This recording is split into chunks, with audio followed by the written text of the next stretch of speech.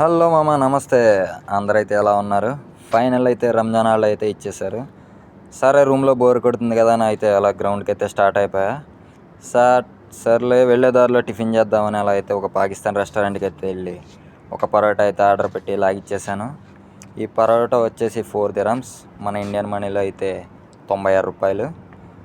సరే, బయటకు వచ్చేదాడికి అయితే ఎండ అయితే ఎరగొట్టేస్తుంది. 45 degrees అయితే ఉంది. సరే అని అయితే గ్రౌండ్ అయితే ఇంకో కిలోమీటర్ ఉండదు, అట్లా నడుచుకుంటూ అయితే వెళ్ళిపోయా.